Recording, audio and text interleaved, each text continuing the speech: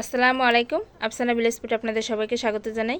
বন্ধুরা, আপনারা সবাই ভালো আছেন? আমরা সবাই ভালো আছি। দেখুন, এখানে আমি নিয়েছি ঝাটকা মাছ। মাছগুলো দেখুন কত সুন্দর চকচক করছে, একদম তাজা মাছ। এই মাছগুলো আমি এখন কেটে পরিষ্কার করে দিয়ে নেব। মাছটা আমি কিভাবে রান্না করি দেখতে থাকুন, সঙ্গে থাকুন। আশা করছি দেখে আপনাদের ভালো লাগবে। কড়াইটা খুব ভালো করে গরম হয়ে গেছে, এবার আমি সরিষার তেলটা দিয়ে দেব।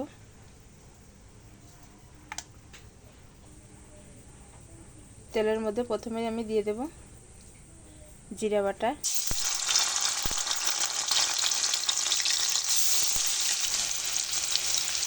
পেঁয়াজ বাটা, এবারে দিয়ে দেবো সরিষা বাটা, স্বাদ মতো লবণ, পরিমাণ মতো হলুদ। এবারে আমি মাছগুলো দিয়ে দেবো।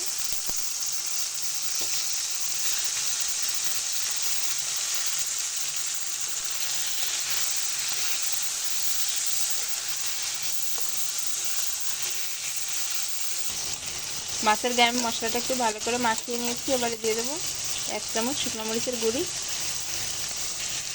শুকনো মরিচের গুঁড়িটা কিন্তু আমি তেলে ভাজবো না।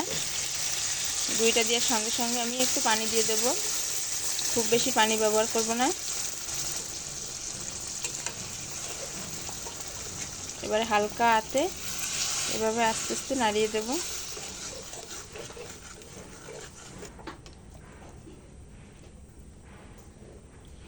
এবারে আমি ঢাকনা দিয়ে ঢেকে দেব।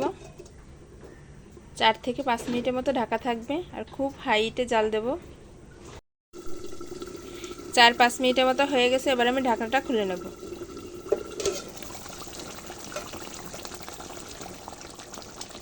ওয়াও, দেখুন একদম ইলিশ মাছের মতো ঘ্রাণ বেরোচ্ছে।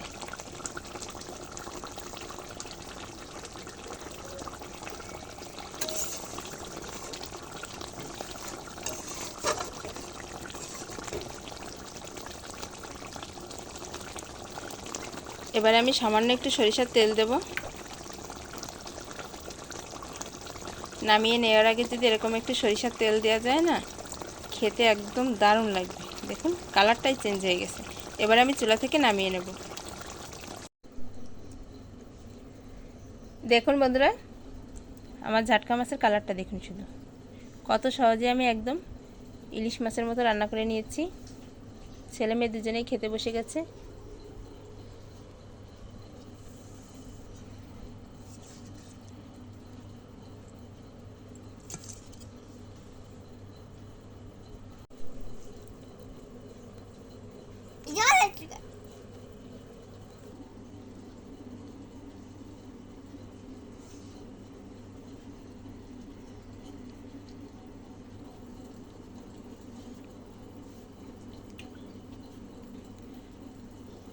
অনেক মজা হয়েছে।